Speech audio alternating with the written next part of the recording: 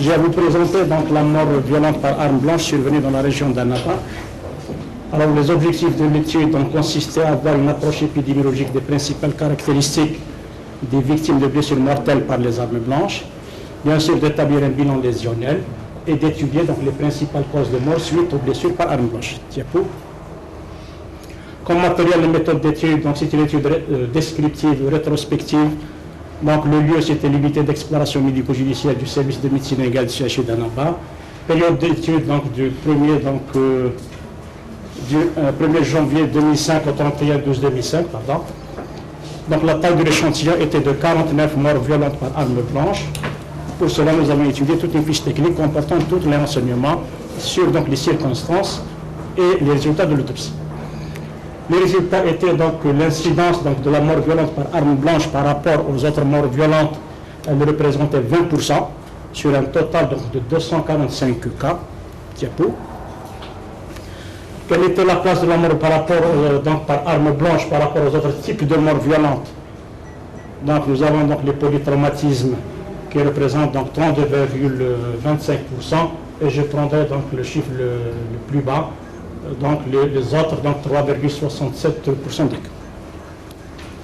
Donc l'âge, donc la tranche d'âge toujours, donc les morts violentes par arme blanche, c'est l'adulte le plus jeune, donc on 20 à 30.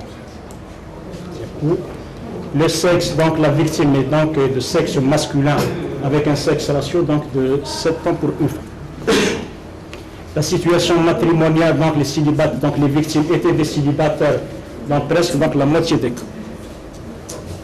La profession. Donc un tiers des victimes étaient sans profession. Cependant, nous avons donc remarqué donc, des morts violentes chez les retraités, donc 4,08%. Le lieu de découverte, dans un quart des cas, la victime est découverte sur la voie publique, alors que dans un autre quart des cas, elle a été dans un terrain vague. Alors les circonstances de l'agression.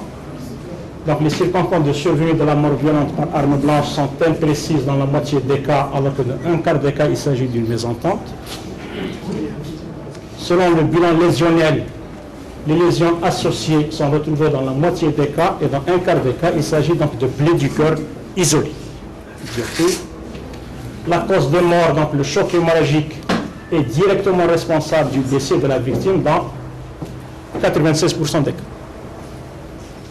Alors la forme médico-légale, donc on s'est prononcé sur la forme médico-légale après décision judiciaire.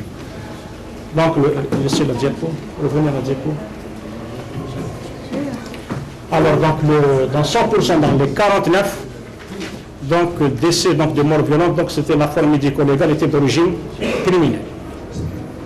En conclusion, il faut dire que la mort violente par arme blanche est un phénomène qui trouve dans le caractère hétéroclite de la population la pauvreté, la destruction de la famille, les fléaux sociaux et les médias, un non-grain de choix dans son éclosion et sa pénalisation.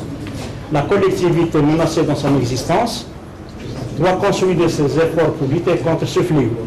Cette guerre doit être livrée sur plusieurs fronts: prévention précriminelle, prévention criminelle et prévention post-pénitentiaire.